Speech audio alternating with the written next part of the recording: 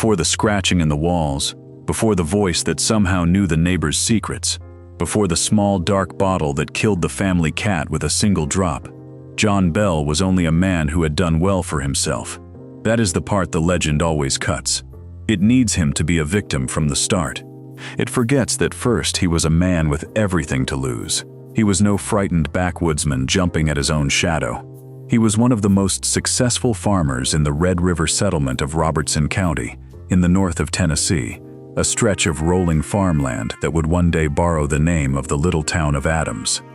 He had come west from Edgecombe County, North Carolina, around the year 1804, with his wife Lucy and a growing house full of children, and out of the Tennessee bottomland he had built something that looked, from any road in the county, like a life that could not be touched. Hundreds of acres, a broad log house with a wide stone chimney, fields of corn and tobacco running down toward the river. He was a church-going man, a man whose word settled arguments at the meeting house and closed deals at the market, the kind of man other men measured themselves against. Within 4 years, all of it would be taken apart in the dark, slowly and patiently, while the whole county watched and blamed a spirit. And John Bell, who had built every acre of it with his own hands, would die in his own bed without ever being allowed to know the name of the thing that was killing him. That wealth, it should be said plainly, was built in part on the labor of enslaved people, because John Bell owned human beings, as many prosperous Southern farmers of that era did. It is an ugly fact, and it matters to this story in ways we will come back to, because when strange things began to happen in that house, suspicion in that time and place did not fall evenly. It fell first, as it so often did, on the people who had the least power to defend themselves. Keep that in the back of your mind. We are going to need it later. By 1817, the Bell household was full. Lucy Bell, gentle and devout, the still center of the family. Their sons, among them John Jr., Drury, and a boy named Richard Williams Bell, who was only 6 years old when the trouble started, and who would grow up to write down everything he remembered. And their daughter Elizabeth, whom everyone called Betsy, who was around 12 or 13 years old, on the exact edge between childhood and womanhood. Remember Betsy. Almost everything that happened in that house happened around her, or to her, or because of her. From the outside, it looked like the good life. Land, family, faith, standing. The kind of life a man spends decades building and expects to hand down to his children. And that is precisely what makes what came next so unsettling. Because whatever entered the Bell household in the fall of 1817 did not target a broken family or a desperate one. It targeted a family that had everything, and it took that everything apart, slowly, deliberately, over the course of nearly 4 years, until the father of the house lay dead, and the whole county was whispering the same word, witch. For more than 200 years, that has been the word attached to this story. The Bell Witch. It is one of the most famous supernatural legends in all of American history, retold in books and films and campfire tellings until the real people underneath it have almost disappeared. But strip the ghost out of it, and something colder is left standing in the corner. Because a family really was tormented in that house. A man really did die, and there really was, at the very end, a bottle of dark liquid that killed the family cat. The question this documentary is going to ask is a simple one. If it was not a witch, then what was it, and why has almost nobody wanted to look? It started outside, which is a detail that gets lost in the retelling, and it is worth slowing down on, because the outside is where a human being can hide. John Bell was walking the edge of his cornfield one evening, the light going gold and then gray, when he saw an animal sitting between 2 rows. According to the account his own son later set down, it looked like a dog, a large black dog, though the shape of it was somehow wrong, and it did not move the way a farm dog moves. Bell did what any farmer of that era would do with a strange animal near his crops and his livestock. He raised his rifle and he fired. The thing did not yelp. It did not fall. It simply was not there anymore. He walked the rows and found nothing. No blood, no tracks, no torn stalks. Just corn, standing quiet in the last of the light. A few evenings later, one of the boys saw a bird perched on a fence rail, a bird as large as a wild turkey but darker and heavier, and when they went at it, it lifted off the rail and vanished into the tree line. Then someone saw a girl in a green dress swinging from the limb of an oak, and when they approached, the branch was empty. Small things. The kind of things a family can explain to itself in daylight and forget by morning. Now, here is where you have to think like a skeptic rather than a believer, because the believer hears these stories and reaches for the supernatural, and the skeptic hears them and asks a much more grounded question. Who else knew this land? The Bell Farm was not a sealed fortress. It was hundreds of acres of fields and woods and river bottom, worked by family and by enslaved laborers, bordered by neighbors, crossed by anyone who cared to cross it after dark. A person who wanted to unnerve John Bell would not need to be a ghost. They would only need to know the property, know the family's routines, and have the patience to appear at the edge of the light and be gone before anyone got close. A dark shape in a cornfield at dusk is one of the easiest things in the world to arrange, and one of the hardest things in the world to disprove. But the Bells did not think like skeptics, and honestly, why would they? They were people of deep faith, living on a lonely frontier, where the nearest real help was hours away by horse. When something appears and disappears in your fields, and no one you trust has an explanation, the mind reaches for the stories it already knows. And the stories they already knew were about spirits. For a little while, the trouble stayed outside, in the fields and the trees, where a family can pretend a thing is just an animal, just a trick of the light, just their eyes tired at the end of a long day. It did not stay outside for long. Whatever was waiting in the corn had been studying the house, and once it was sure of the way in, it came indoors, into the walls, into the dark above the children's beds, and it began, night after night, to make itself heard. That was when the Bells stopped being able to explain it away. And that was when the fear moved in for good.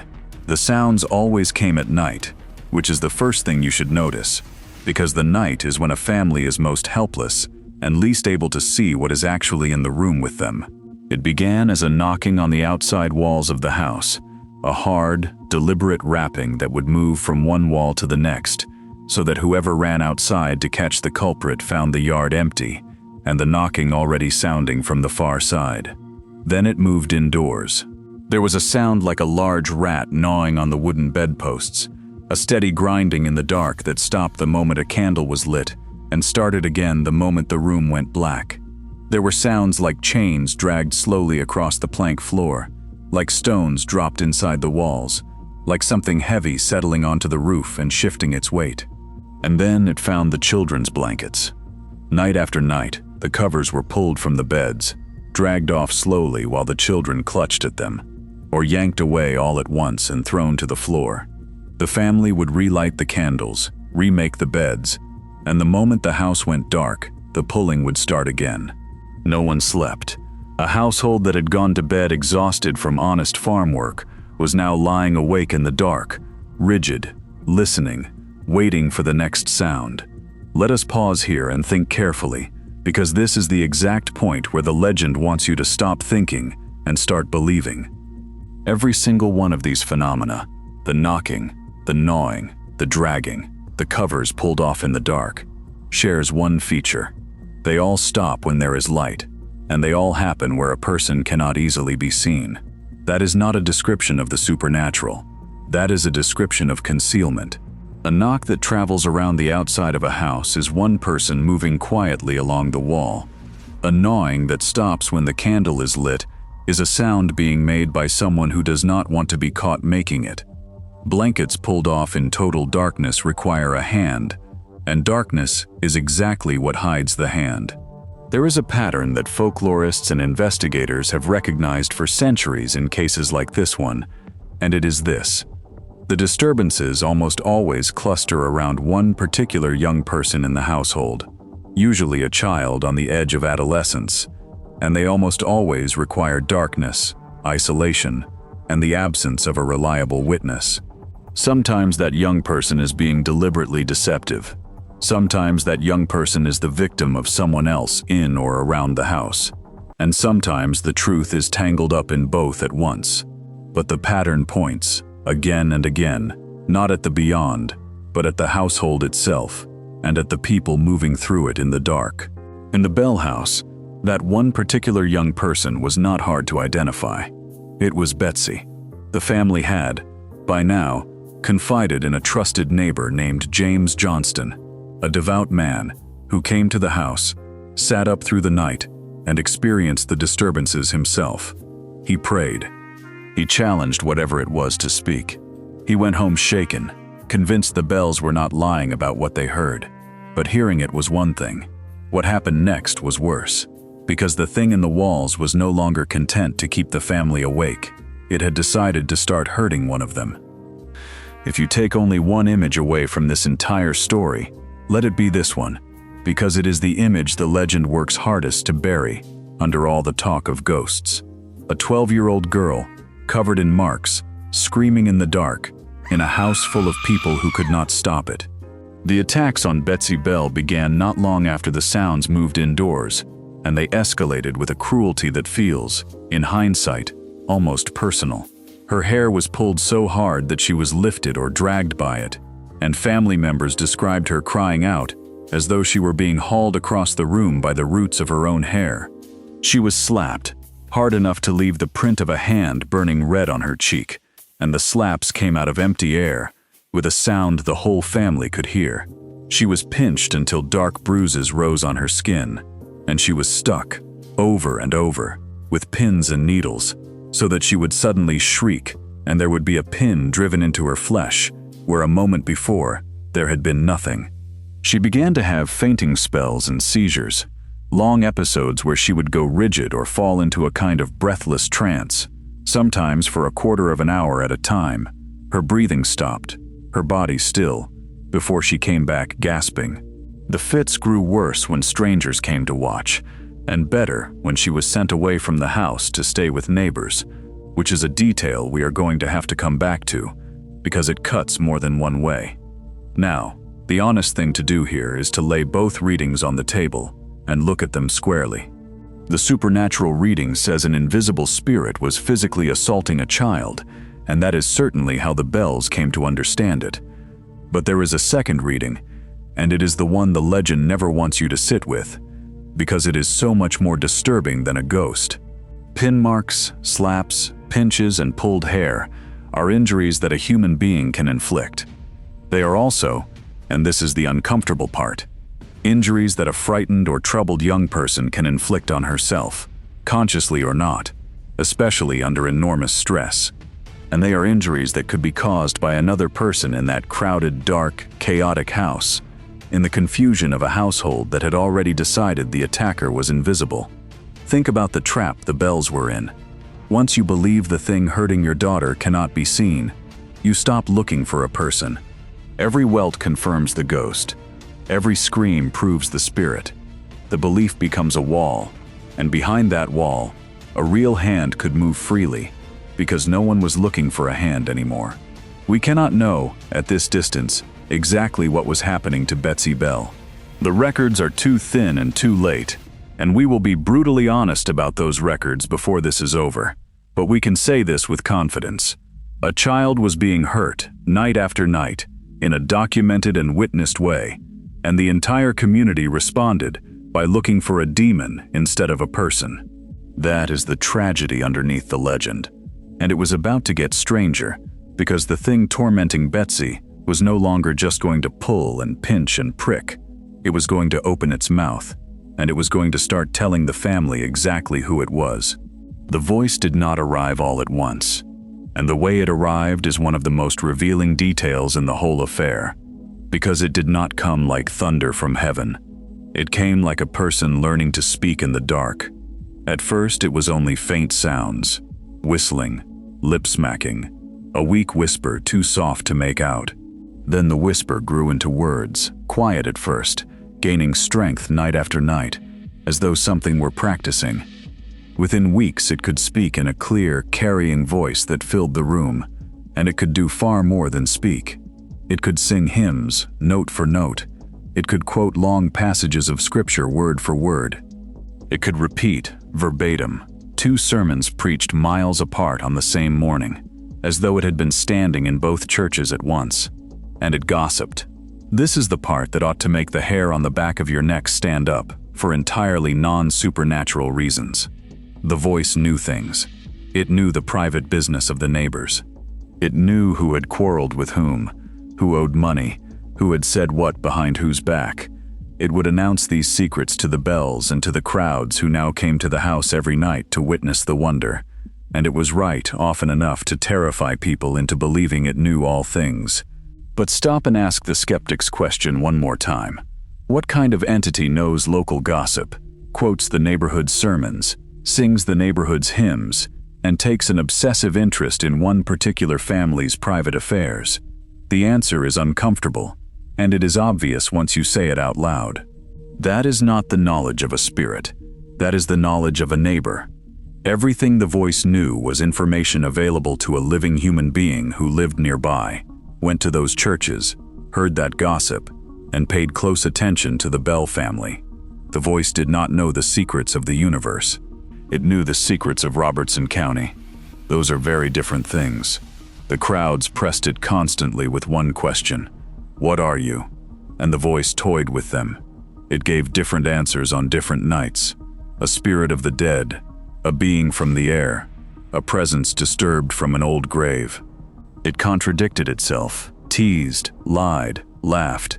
It behaved, in other words, exactly like a person enjoying an audience and in no hurry to be pinned down. And then, one night, it finally offered a name. It said, according to the family's own account, that it was nothing more nor less than old Kate Batts's witch. Kate Batts, a real living woman, a neighbor of the Bells. Not a legend, not a spirit, not a figure from folklore, but a flesh and blood member of that same community. A woman with a reputation for being sharp-tongued and eccentric. And, crucially, a woman who had reason to be furious with John Bell. From that night on, the county had its name for the thing. Kate. The Bell witch became, in the local telling, Kate's witch, and then simply Kate. But names point somewhere. And this name pointed straight out of the supernatural and back into the ordinary human world of grudges, money, and revenge.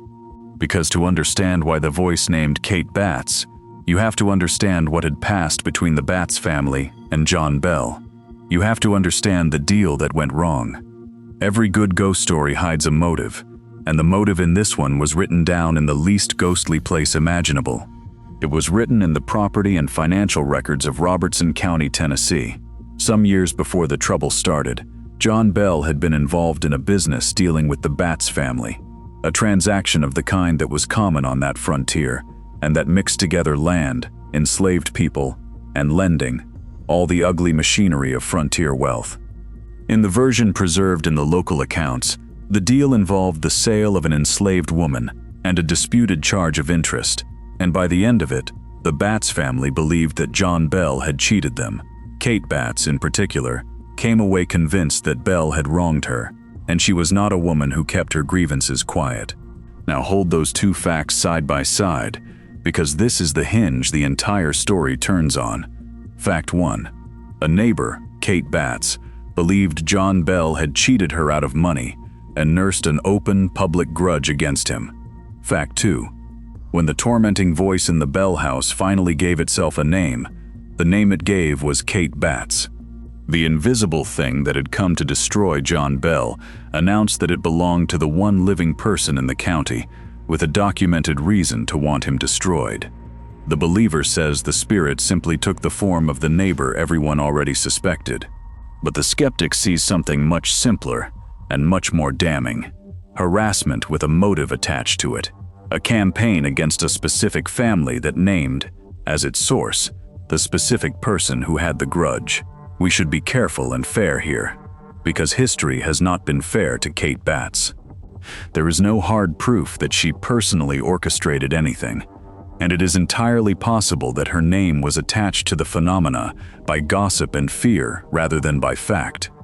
That she was simply the county eccentric, the woman everyone already whispered about, made into a scapegoat. Frontier communities were quick to cry witch, and the accusation almost always landed on women who were poor, odd, outspoken, or inconvenient. Kate Batts may have been a victim of this story rather than its author, but the point does not actually depend on Kate Batts personally creeping through the corn. The point is that the name reveals the shape of the thing. This was never a random haunting of a house that happened to be empty of enemies. This was a targeted, sustained assault on a family that had made a bitter enemy over money, and the assault itself pointed back, again and again, at that enemy. Ghosts do not usually come with a paper trail of financial disputes. This one did. And notice what the voice said it wanted, because it stated its goals out loud, over and over, to anyone who would listen. It wanted two things. It wanted to torment John Bell until he was dead, and it wanted to keep Betsy Bell from marrying the young man she loved. Two goals. Both of them the goals of a human being with something to gain. One was revenge. The other was control over a young woman's future. Neither of them is the goal of a wandering spirit. Both of them are the goals of a person. By now, the story of the Bell Witch had spread far beyond Robertson County. It had reached the newspapers, the taverns, the drawing rooms of Nashville, and it had reached the ears of the most famous man in Tennessee, a war hero and future president, who decided, in the year 1819, that he simply had to see it for himself. There is a scene in the legend of the Bell Witch that everybody remembers, and it involves a national hero riding out to Adams to confront the thing, and we are going to tell it, and then we are going to do something the legend never does. We are going to check whether it happened at all. The story goes like this. In the year 1819, Andrew Jackson himself, the hero of the Battle of New Orleans, the man who would go on to become President of the United States, set out from his estate, near Nashville, with a party of men, curious about the famous witch of the Bell Farm. Among his party, so the tale goes, was a man who boasted of being a witch tamer, who claimed he could deal with the spirit easily. As Jackson's wagon approached the Bell property, it is said, the wheels suddenly locked solid, the horses strained, the men pushed, nothing moved, and then a voice out of the empty air told Jackson that the wagon could proceed, and at once, on its own, it rolled forward. That night, the story continues, the witch tamer's pistol would not fire, the invisible thing thrashed and humiliated him, and Jackson, watching the chaos, supposedly declared that he would rather fight the entire British Army again than spend another night with the Bell Witch. It is a wonderful scene. It is dramatic, it is quotable, and it has been repeated for well over a century as one of the crown jewels of the whole legend. And here is the problem. There is essentially no solid contemporary evidence that Andrew Jackson ever went to the Bell Farm at all. The Jackson episode, in its full and colorful form, comes down to us mainly through a book published in the year 1894, more than 70 years after the events, written by a man named Martin Van Buren Ingram. Ingram called his book an authenticated history, which is a bold claim for a work assembled 3/4 of a century after the fact, drawing on old memories, local retellings, and material whose reliability we genuinely cannot verify. The wagon that would not roll, the humiliated witch tamer, the quotable line about the British. These are the marks of a legend growing in the retelling, gathering the biggest, most famous name available, and pulling it into the story to make it grander. This is the moment in the documentary where we have to be honest with you about the ground we are standing on, because it matters for everything that follows. A great deal of what people confidently repeat about the Bell Witch, the vivid dialogue, the theatrical set pieces, the celebrity cameo, comes from sources written decades after everyone involved was dead. The story we have inherited is not a court transcript. It is a folk legend that grew, embellished with each generation, until the real family was buried under a mountain of colorful invention. So why does the Jackson story matter to us, if it probably did not happen? Because it tells you exactly how this legend was built. It shows you the machinery. Take a real and frightening event, the slow destruction of a real family, and over the following decades, decorate it, inflate it, attach famous names to it, sand off the disturbing human edges, and turn a possible crime into a ghost story fit for the fireside. And once you can see that machinery running, you can start to run it in reverse. You can start to strip the decorations away, and when you do, you are left with the hard, stubborn facts at the center of it all. The facts that the embellishment was built to hide. The first of those facts is that John Bell, the strong and prosperous man at the head of this household, was slowly and visibly dying. And the way he was dying is the most important clue in the entire case. Forget the wagon wheels and the famous general for a moment, and look instead at the master of the house, because while the county thrilled to the ghost story, John Bell was coming apart in a way that had nothing charming about it at all. His illness began, by the family's own account, not long after the disturbances started, and it progressed over roughly 2 years toward the end. It did not look like a sudden fever or an obvious wound. It looked like something eating away at his nervous system, piece by piece. It started in his face and his mouth. He suffered from strange, involuntary twitching, a jerking of the muscles of the face that he could not control. His jaw and his tongue would stiffen and swell until he could barely speak, and eating became a torment. He described, and his family described, a horrible sensation, as though a stick or a piece of wood had been jammed sideways in his mouth, forcing his jaws apart, so that for stretches of time he could not chew, could not swallow, could not take food at all. These episodes would come on him and then release him, come and release, each time leaving him weaker. He had convulsions. He had periods of stupor and collapse. Over months, this powerful, capable farmer was reduced to a man who could not reliably feed himself, who was seized by fits, whose face no longer obeyed him, and who was wasting away in his own bed, while the whole county talked about the invisible thing that everyone agreed was tormenting him. Now, here is where we have to be careful and fair, because this documentary is not going to lie to you or pretend to be more certain than the evidence allows. There are natural explanations for symptoms like these. Neurological disorders that affect the nerves of the face and the muscles of the jaw and tongue were real then and are real now, and a 19th century family would have had no way to diagnose them. Facial paralysis, nerve disorders, and a range of degenerative conditions can produce twitching, difficulty swallowing, and seizures. It is entirely possible that John Bell was simply a sick man dying of a natural illness that his family, primed by fear, wove into their ghost story. But hold that possibility next to another one, and feel how the two of them sit together. Involuntary muscle twitching, rigidity of the jaw and tongue, difficulty swallowing, convulsions, a slow, wasting decline over months, coming in waves, easing and then returning. Those are also, every single one of them, symptoms consistent with the effects of certain poisons. Substances that act on the nerves and muscles can produce exactly this picture: the spasms, the locked jaw, the trouble swallowing, the fits, the wasting, the coming and going as doses accumulate and clear. In the year 1820, there was no way to test for such a thing. There was no autopsy that could detect it, no toxicology, no science of poisons that a Tennessee country doctor could bring to a farmhouse bedside. A man could be poisoned slowly, over many months, and everyone around him would see only a mysterious wasting illness, and reach, as the Bells reached, for the only explanation their world offered them. We are not going to tell you that we know John Bell was poisoned. No honest person can say that with certainty 2 centuries later. What we can tell you is that his symptoms fit that reading disturbingly well, and that the family who watched him die did not have the tools or the frame of mind to consider it. And then, on a December morning in the year 1820, John Bell was found collapsed and unresponsive in his home.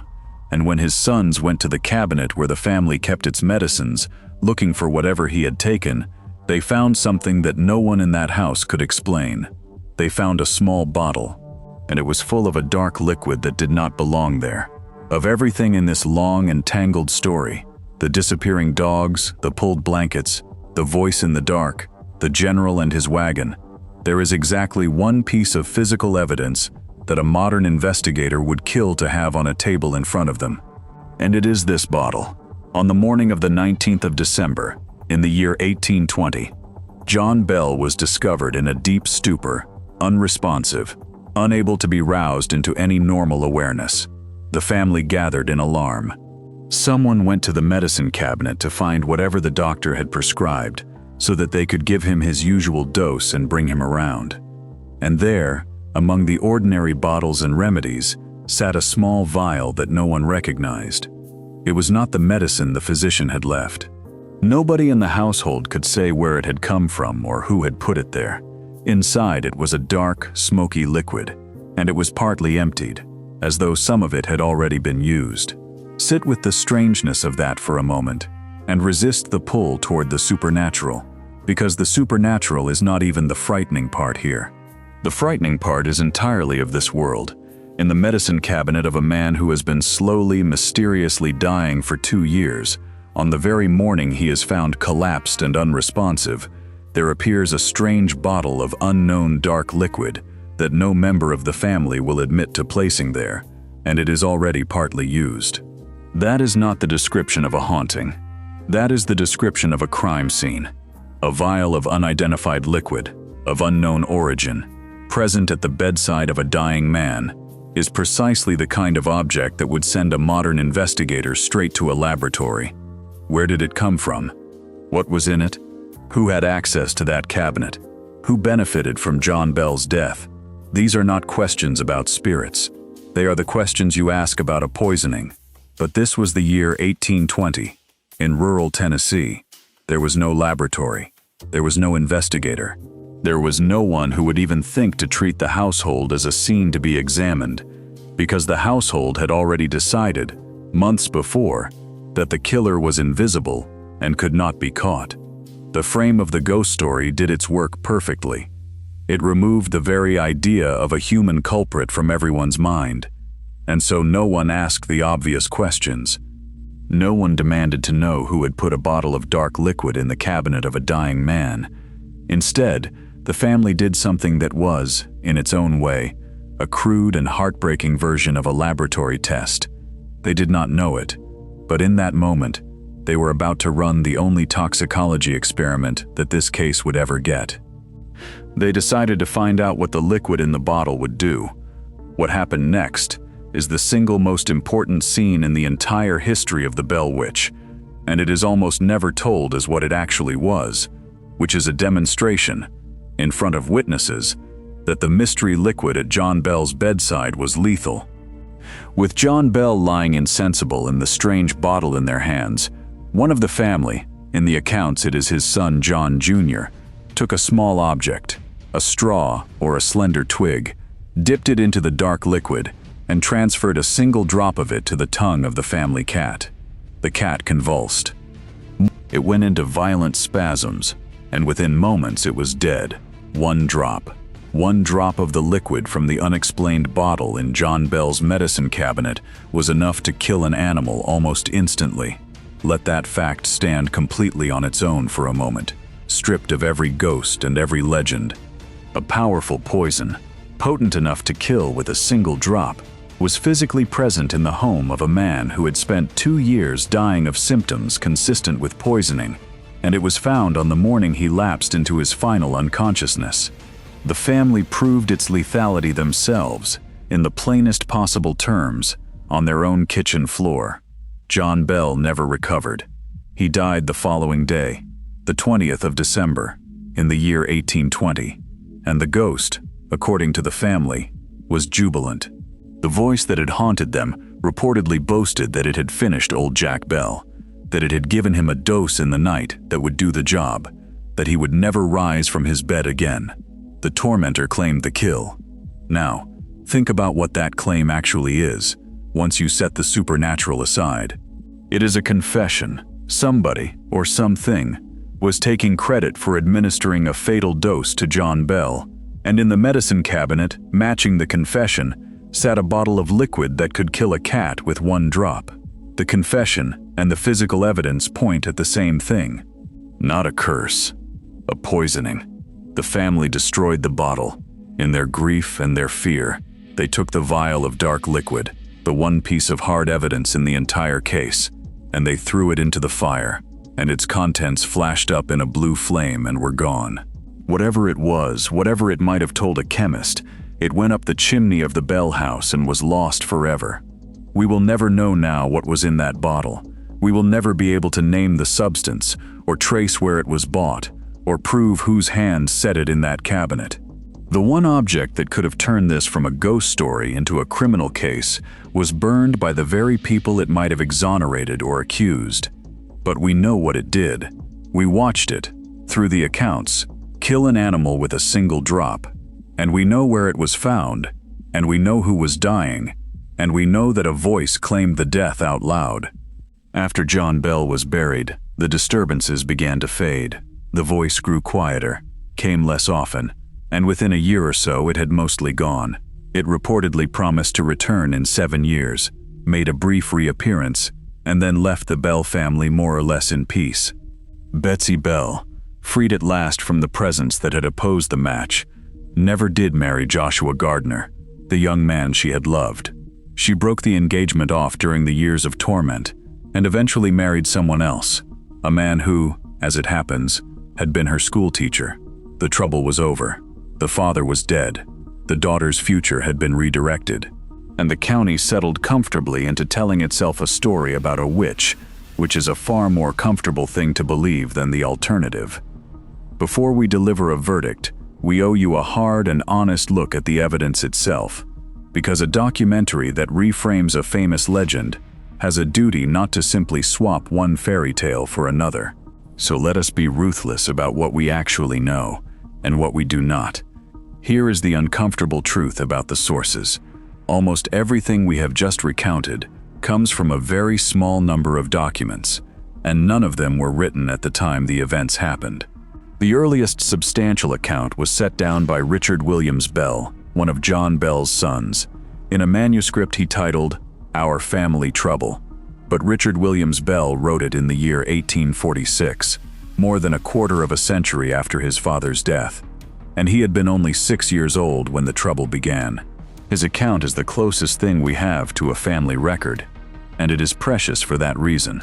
But it is a grown man's memory of his own frightened childhood, written down decades later, in a household that had long since settled on the supernatural explanation. The second great source is the book by Martin Van Buren Ingram, published in the year 1894, which folded in the Bell manuscript, along with local recollections and other material, some of whose reliability is genuinely questionable. Ingram wrote nearly 3/4 of a century after the events. His book gave us many of the most famous flourishes, and it is also where a good deal of the embellishment almost certainly entered the story. Beyond those, we have fragments, Robertson County property and court records that confirm the Bells were real, prosperous, and entangled in the ordinary disputes of frontier life. Materials held in the Tennessee State Library and Archives that let us anchor the family in real history. But we do not have a single contemporary newspaper report from 1817 describing these events as they unfolded, verified and dated. We do not have a physician's notes. We do not have the bottle, which was burned. We do not have Betsy Bell's own testimony in her own words about what was happening to her. So we have to be honest. It is entirely possible that large parts of the supernatural story were exaggerated, misremembered, or invented over the decades of retelling.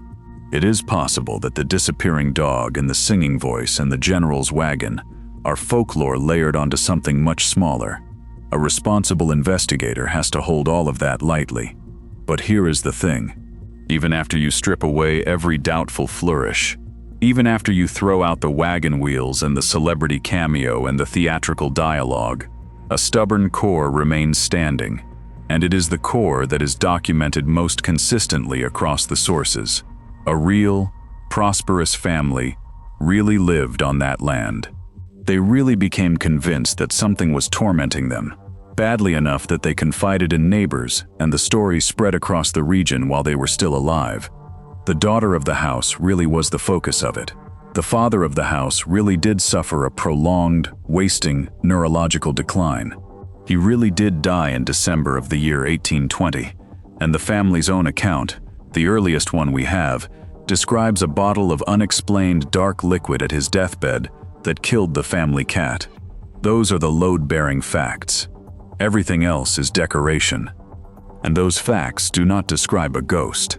They describe a family under sustained attack, a girl being hurt, a man being slowly killed, and a lethal substance appearing at the exact moment of his death. Which brings us, at last, to the question this whole documentary has been walking toward.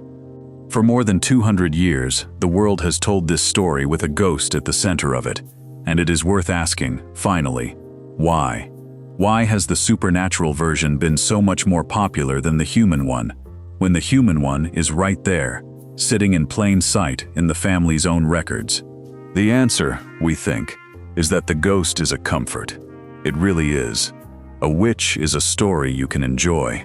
A witch lets you feel a delicious shiver and then close the book and go to bed, because a witch is not going to be your neighbor, is not going to be at your table, is not going to be the person who hands you your medicine. The supernatural version of the Bell Witch is frightening in the way a roller coaster is frightening. It is safe. It happens in a world that is not quite our own. The human version is not safe at all. The human version says that a wealthy family made a bitter enemy over money, and that over the course of 4 years, someone tormented that family in the dark, hurt their adolescent daughter, worked steadily on the father's mind and body, and that a bottle of poison strong enough to kill with a single drop turned up at his bedside on the morning he collapsed, and that the entire community was so busy hunting a phantom that no one ever hunted a person. That version does not let you close the book and feel safe. That version makes you look at the people around your own table. So let us set down, as plainly as we can, what the evidence actually supports. It supports the conclusion that something real was hurting the Bell family, and that it had a motive, because the torment named a specific neighbor with a specific financial grudge.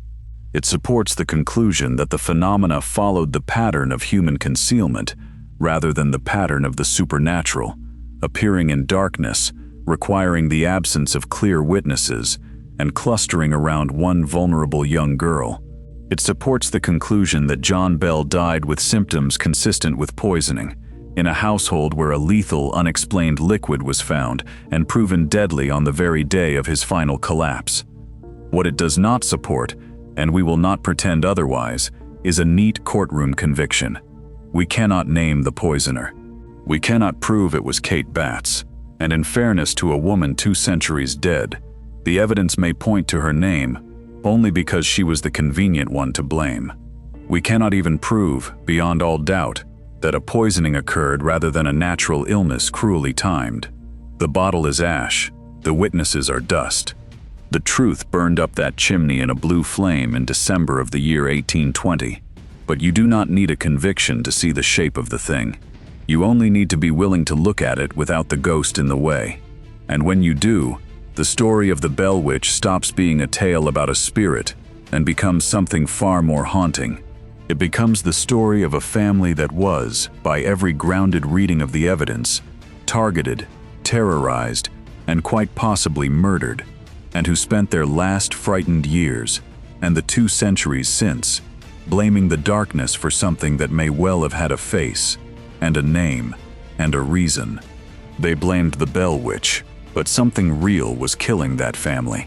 It moved in the dark, it knew their secrets, it hated their father, and in the end, it left a bottle of poison at his bed and boasted that the job was done. The witch was the story they could live with. The truth was the one they could not bear to see.